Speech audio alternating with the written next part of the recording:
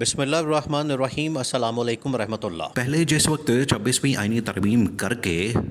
Supreme court of Pakistan کے اندر chief justice of Pakistan justice Yahya Afridi کو تعینات کیا گیا تو اس کے خلاف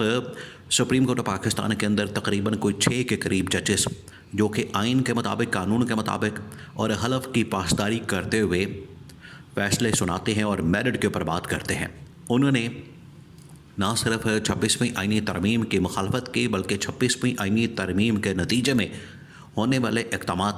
جس میں چیف جسٹس یحییٰ افریدی کی تعیناتی سے لے کر اس کے بعد جوڈیشل کمیشن کے اجلاس اور جوڈیشل کمیشن کے اجلاس کے اندر ہونے والے تمام کے تمام اقدامات، آئینی بینچ کی تشکیل، وہاں پر ججز کی تعیناتی اور یہ تمام کی تمام چیزیں وہ وہاں پر موجود ہے۔ تقریباً کوئی 5 سے 6 ججز، جس میں جسٹس منصور علی صاحب، جس میں جسٹس منیب اختر، جسٹس اطہر من اللہ، جسٹس عائشہ ملک اور اس طرح سے 2-4 اور ججز شامل ہیں، انہوں نے اس کی سخت ترین مخالفت کی۔ انہوں نے کہا کہ یہ تو نظام کے ساتھ کھلواڑ کیا جا رہا ہے، اس طرح سے تو آپ نے عدلیہ کی آزادی کو برباد کر دیا ہے، عدلیہ کی آزادی کا آپ نے جنازہ نکال دیا ہے، یہ انہوں نے پہلے کہا۔ اب یہ صورتحال آ جاتی ہے اسلام آباد ہائی کورٹ میں کہ یہ جو 26ویں آئینی ترمیم کی گئی، یہ صرف ایک جج کے لیے،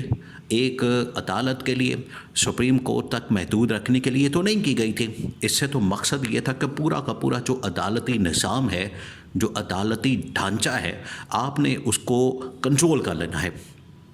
اپنے ہاتھ میں کر لینا ہے۔ حکومت کا یہ مقصد تھا،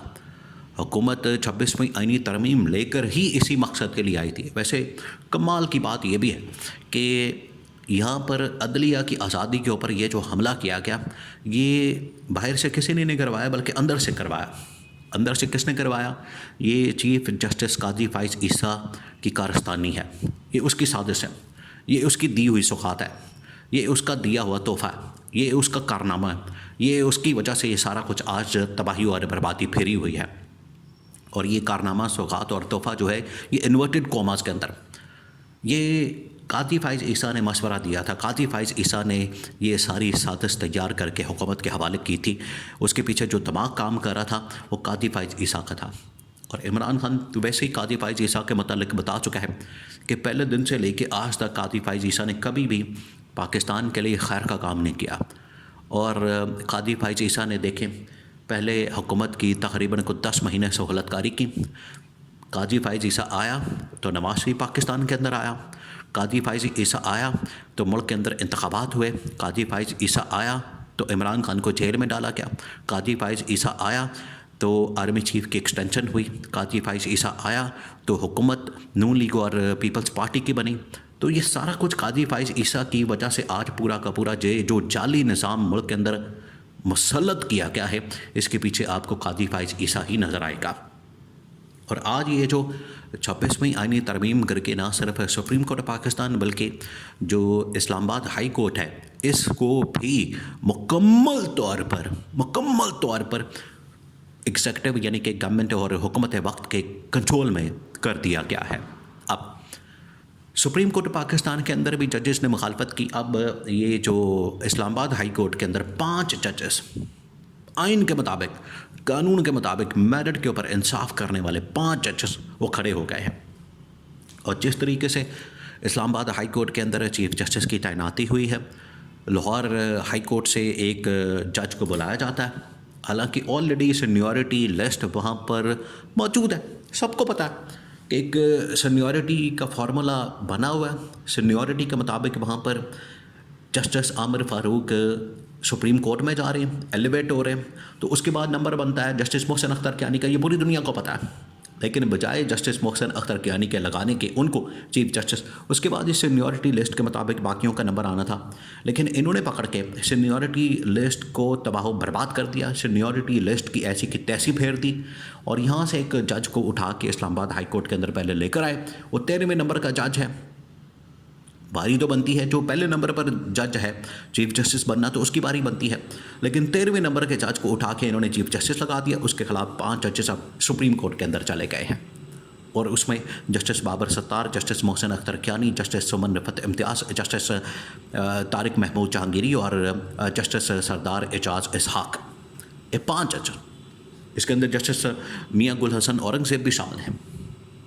یعنی پوری کی پوری جو اسلام آباد ہائی کورٹ. اسی وجہ سے تو انہوں نے وہاں پر مزید ججز کی تعیناتی کرنے کا فیصلہ کیا تاکہ اسلام آباد ہائی کورٹ کو مکمل طور پر کنٹرول کیا جائے. تو 5 ججز. اب آپ ستم ظریفی چیک کریں. آپ اس ملک کی حالت، اس ملک کے اوپر اگر کوئی روئے نہ تو کیا کرے پھر اس نظام کے اوپر.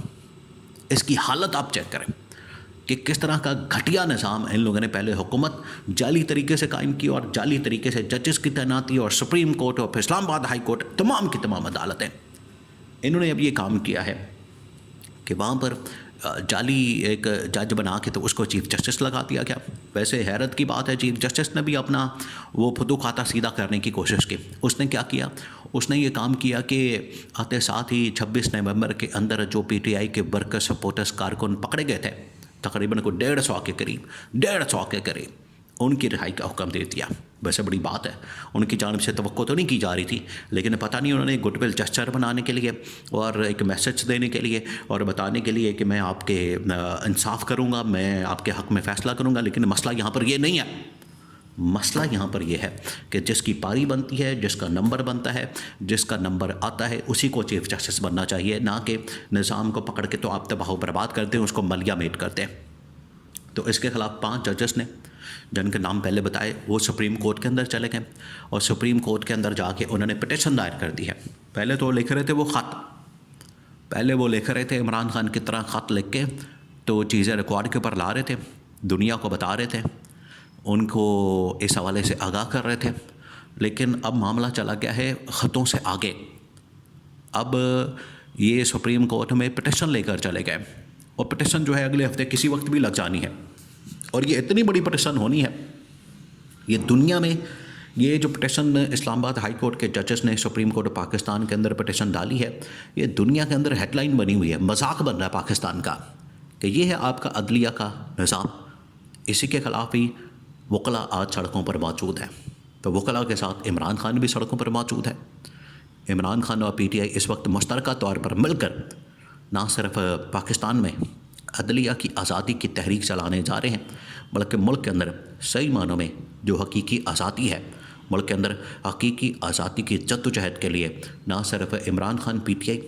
اس وقت سڑکوں پر آنے کا اعلان کر چکے ہیں، بلکہ وکلاء، صحافی، پیکا قانون کے خلاف، آزادی اظہار رائے کے لیے، اور اب تو خیر سرکاری ملازمین بھی اس حکومت کے خلاف سراپا احتجاج ہے. تو حکومت اب اپنا بندوبست کرے کیونکہ احتجاج کی ایک بہت بڑی لہر جو ہے وہ آنے والی ہے.